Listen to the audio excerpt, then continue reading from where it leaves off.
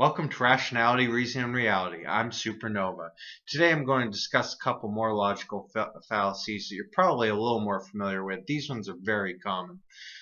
The first one is called cherry picking commonly. I like to call it selective sampling, but in either case it's the same thing. It's looking at an argument and picking out only the evidence that supports your point of view while ignoring relevant evidence that doesn't support your view. Not arguing against it and saying why that doesn't matter or why it isn't as important as the evidence that supports your view, but ignoring it or denying it. We have cases of this such as where Christians will claim that U.S. laws are based on the Ten Commandments. That's clearly not true. We have way many more than 10 laws. We have laws about how our government is structured, and voting, and driving laws, and drinking ages, and so many that not only have no basis on the Ten Commandments, but on the Bible at all. And then we've got, even in the Ten Commandments, we have coveting and making graven images and honoring the Sabbath. Commandments that we don't have any laws based on. So there's clearly no correlation. There's just a few examples, such as the commandment against murder, lying, stealing. These, of course, we do have laws based on. So does every country. You could say we were just as much built on any other culture's codes because they all have these laws. So obviously you can only make that case by selectively sampling, by cherry picking out the examples that support your view. There's also hasty generalization, which I've talked about before, stereotyping, which demands cherry picking. To build a stereotype, you look at anecdotal examples, only the people that fit your point of view, and ignoring the others that don't. That's cherry picking. That's confirmation bias.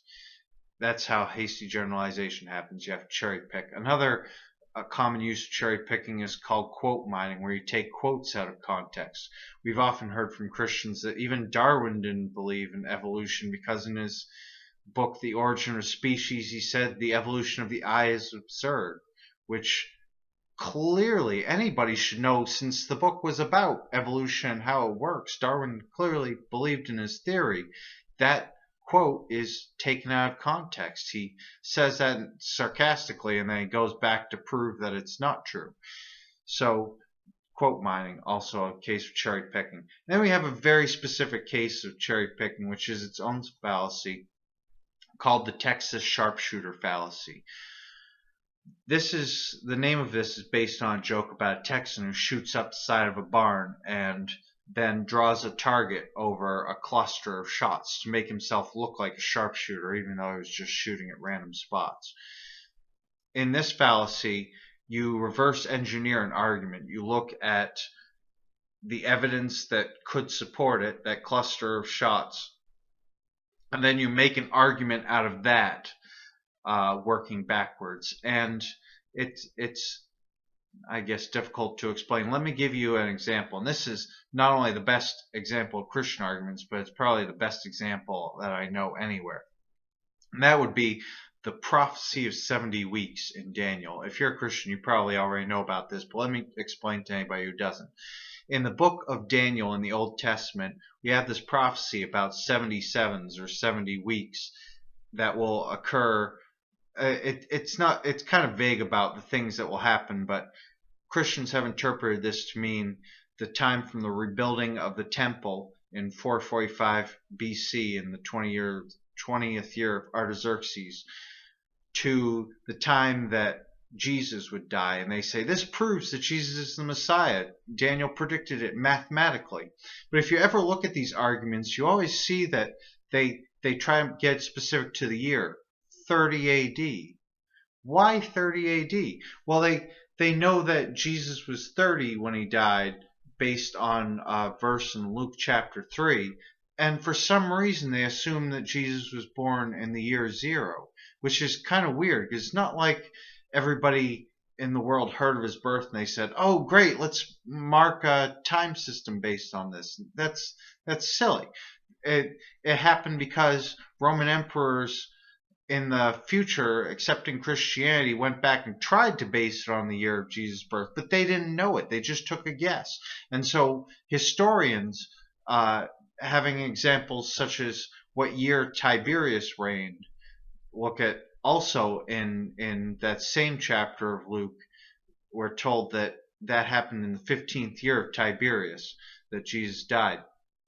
And so if you look at that, you get a date of between 4 and 6 BC of Jesus' birth. And there are also other things such as the reign of Herod the Great, which ended in 4 BC. You couldn't have, if the account of Herod trying to kill Jesus and massacring the innocents and all that, if that were true, then you couldn't possibly have Jesus being born in 0 AD, because Herod would have been 4 years dead. So when you look at this, you see people obviously reverse engineering. They took this end date that they thought was right, and then they had to make the math work kind of goofy. 446 days plus the 30 years doesn't make 69 weeks of years. You have to translate it into prophecy years and go by a Jewish calendar and all this, and it's obviously math meant to work to dates that were already predetermined and not actual. It just doesn't work. It's Texas Sharpshooter fallacy. So anyway, I hope you enjoyed this video. If you did, feel free to share it, comment below, subscribe. I'd certainly love that, and I hope you'll catch me in my next one. Peace.